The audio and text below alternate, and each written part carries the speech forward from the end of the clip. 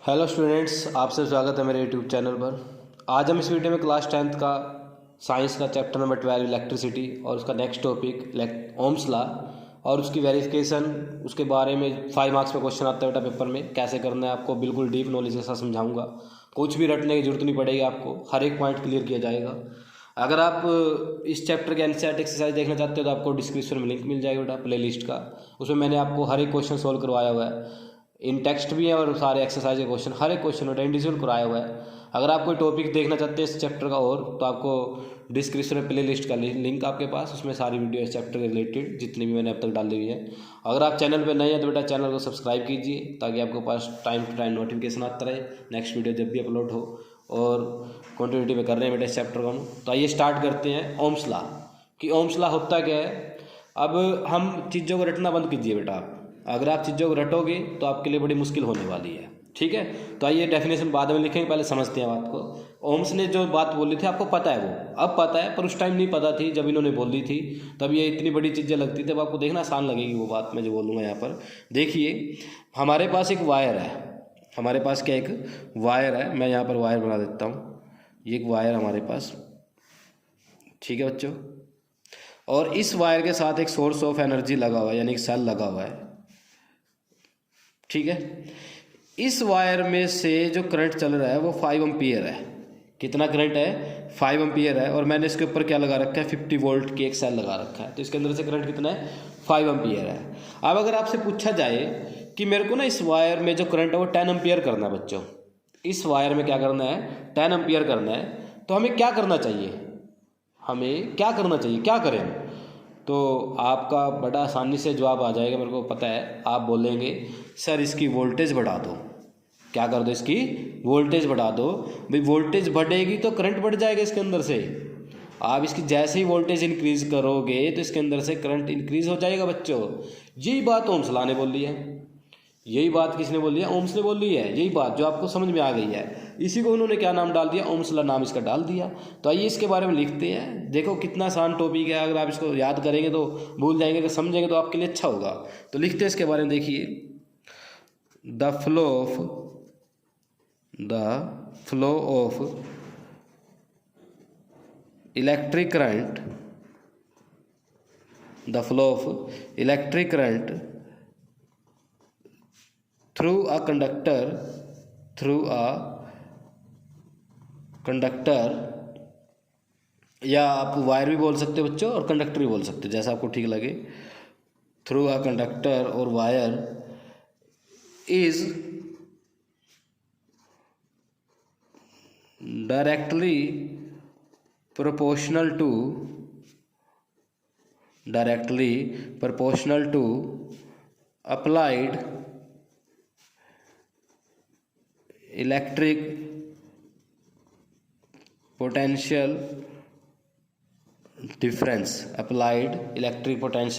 difference। एक कंडीशन है, at suitable condition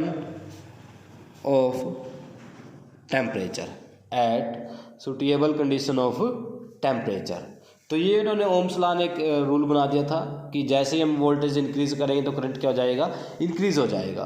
अब इसको मैथमेटिकल फॉर्म में लेके आते हैं बात को, जो हमने लिखा है। देखिए, the flow of electric current, यानी कि आई, फ्लो ऑफ इलेक्ट्रिक करंट है, डायरेक्टली प्रोपोर्शनल टू, ये प्रोपोर्शनल साइन हो गया, डायरेक्टली है किसके साथ? अप्लाइड वोल्टेज के साथ। और वोल्टेज कौन होता है? वी। तो इसका मीनिंग क्या हुआ? I directly proportional to V बन गया बच्चों। यहाँ पर आई क्या हो गया? Directly proportional to V. तो ये प्रोपोर्शनल में आ गया। अगर आप यहाँ पर डाल देंगे कि जो वी है, बुक में क्या लिखा हुआ है? बुक में लिखा हुआ है और वी डायरेक्टली प्रोपोर्शनल टू आई। पर अगर हम साइंस की लैंग्वेज में बात करें तो ये बात गलत है बच्चों, कि वोल्टेज करंट पे डिपेंड करती है। नहीं, ऐसा नहीं होगा। करंट वोल्टेज पे डिपेंड करेगा। आपको अगर मैं बोलूँगा कि 5 एम्पियर का 10 एम्पियर कर दो, तो आप वोल्टेज इंक्रीज करोगे ना। या ऐसे होएगा भाई, मैं आपको बोलूँगा कि ये 5 वोल्टेज को 10 वोल्ट कर दो, तो ये कैसे पॉसिबल होगा? ये तो पॉसिबल नहीं है। हाँ, एक बात और है, एक जगह पॉसिबल होता है ये। अगर आप किसी का वोल्टेज ड्रॉप चेक करो, अगर आप किसी का वोल्टेज ड्रॉप अगर कहीं पर चेक करते हो, तब आपका करंट बढ़ने से वोल्टेज ड्रॉप बढ़ता जाता है। वो अलग चीज़ है बेटा, वो भी आपको अगर आएगी टाइम पे मैं समझाऊंगा आपको वोल्टेज ड्रॉप क्या होता है, तब ये ठीक है। तो हमने यहाँ से क्या किया, इस प्रोपोर्शनल को हटाया, तो यहाँ पर लिखा V इक्वल टू, हाँ अब देखिए यहाँ पर एक नंबर आएगा, वो नंबर कैसे डिसाइड होता है, क्या क्यों आया वो देखिए, इसको मैं समझा देता हूँ आपको थोड़ा सा प्रैक्टिकली। देखिए मेरे पास एक वायर है, ठीक है, उस पर मैंने क्या किया 10 वोल्ट लगाया, उसमें से करंट नोट किया 2 एम्पियर है, ठीक है। फिर मैंने क्या किया इसके ऊपर 20 वोल्ट लगाया और नोट किया कि इसके अंदर से करंट 4 एम्पियर हो गया, ठीक बात हुई, वोल्टेज डबल किया तो करंट भी डबल हो गया। फिर मेरे पास एक वायर और है, दूसरी वायर है, ये वायर ए थी, ये वायर बी है जो मैं बना रहा हूँ।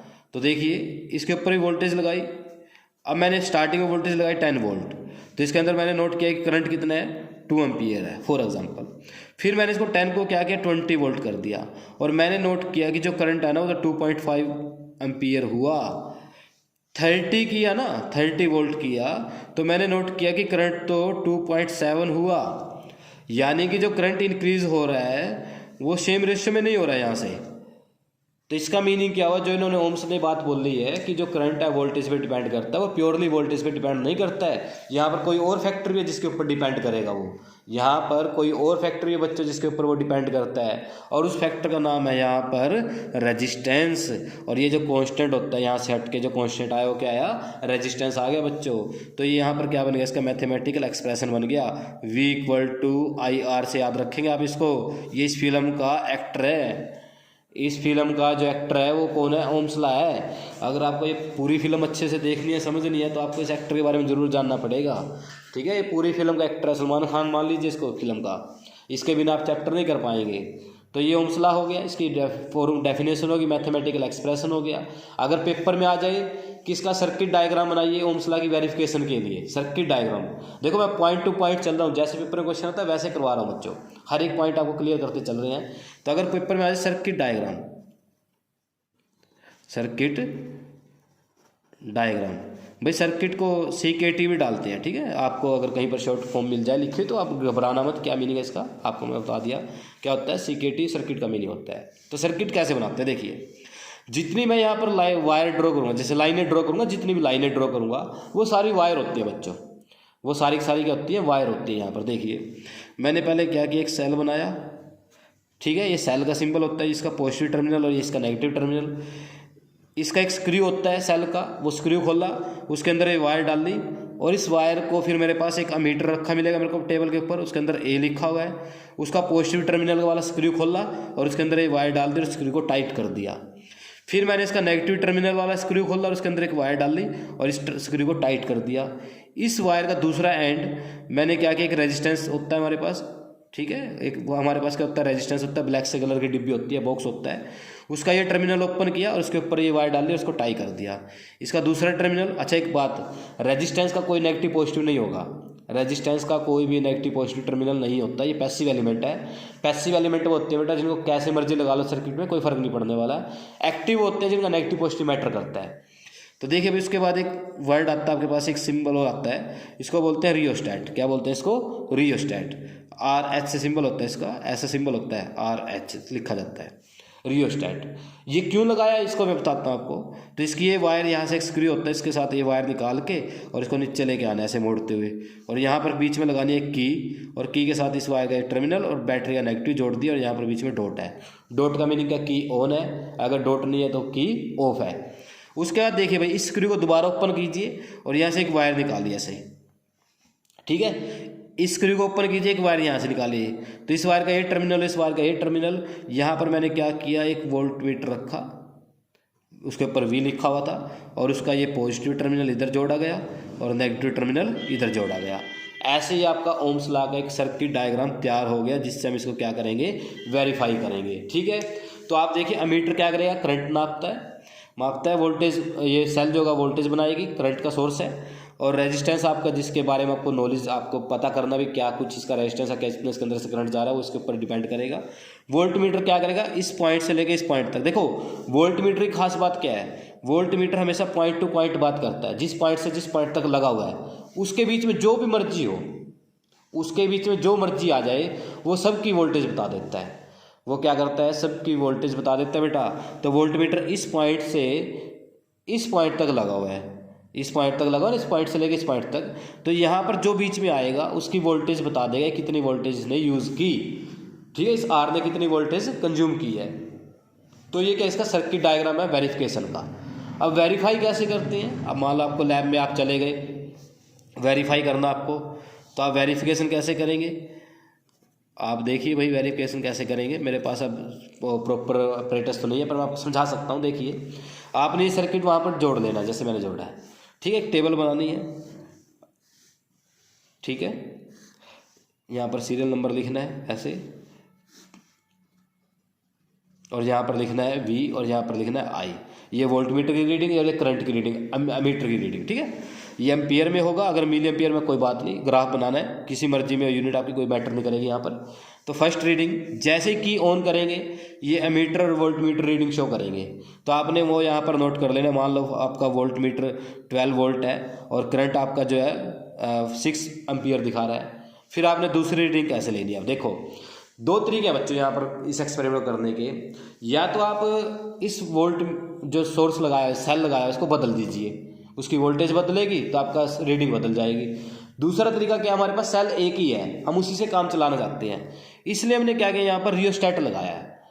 रियोस्टेट की खास बात क्या होती है, जैसे ही रियोस्टेट पर हम चेंज करते हैं, रियोस्टेट पर हम क्या करेंगे, चेंज करेंगे, ये इसका क्लिप होता है ऊपर, उस क्लिप को चलाएंगे तो ये वोल्ट मीटर की और मीटर की रीडिंग चेंज होती रहेगी, फिर आपको सेल बदलने की जरूरत नहीं है। इसलिए ये रियोस्टेट लगाया है यहाँ पर, इस रियोस्टेट का लगाने का लॉजिक ही यहाँ पर ये है। तो आपने दूसरी रीडिंग नोट की, रियोस्टेट की वैल्यू चेंज करके, वोल्टेज हो गई 10, ये हो गया 5। थर्ड रीडिंग की फिर से चेंज किया, 8, ये हो गया 4। फोर्थ रीडिंग की नोट की, ये हो गया 6 और ये हो गया 3, ठीक है, सेम रेशियो में डिक्रीज करते चल रहे हैं। ये आपने फिफ्थ रीडिंग नोट की, ये हो गया आपका 4 और ये हो गया बच्चों आपका 2.5, डिक्रीज नहीं हुआ ज़्यादा, ठीक है, कोई बात नहीं। अब आपने ये रीडिंग ले ली, अब उसके बाद क्या करना है, फिर इसका आपने ग्राफ बनाना है। किस किस के बीच में बनाना है, V और I के बीच में, V और I के बीच में। यानी यहाँ पर V की रीडिंग लिखेंगे ऐसे 2, 4, 6, 8 ऐसे लिखेंगे सारी, और इधर आप करंट के लिखेंगे 1, 2, 3 ऐसे लिखते चलेंगे बेटा। ग्राफ बनाएंगे और ग्राफ जो आपका बनेगा वो एक स्ट्रेट लाइन बनेगा। अगर आपका ग्राफ स्ट्रेट लाइन बनता है तो ओम्स लॉ वेरीफाई हो जाता है। क्या हो जाता है, ओम्स लॉ वेरीफाई। अगर ग्राफ कैसा बने, स्ट्रेट लाइन बने, अगर स्ट्रेट लाइन ना बने तो ओम्स लॉ वेरीफाई नहीं होगा। अब नेक्स्ट क्वेश्चन यहाँ से पूछा जाता है कि इस ओम्स लॉ से, इस ग्राफ से, V और I ग्राफ से हम क्या फाइंड कर सकते हैं बच्चों। तो पेपर में अगर क्वेश्चन आ जाए कि V I ग्राफ से हम क्या फाइंड कर सकते हैं, तो आपको लिखना है from V I graph, from V I graph resistance can be find, ठीक है, कैन बी, आप सॉरी डिटरमाइंड लिख लीजिए, फाइंड इट तो फाउंड होता है, कैन बी डिटरमाइंड या ऑब्टेन्ड, जैसे आपको ठीक लगे, जो वर्ड आपको ठीक लगे वो लिख लीजिए। तो ये ओम्स लॉ का पूरा 5 मार्क्स का क्वेश्चन डिजाइन हो गया आपके लिए। पेपर में कोई स्टेटमेंट आएगी, व्हाट इज ओम्स लॉ, आप ओम्स लॉ लिखेंगे। राइट इट्स मैथमेटिकल एक्सप्रेशन, तो आप ये एक्सप्रेशन लिखेंगे।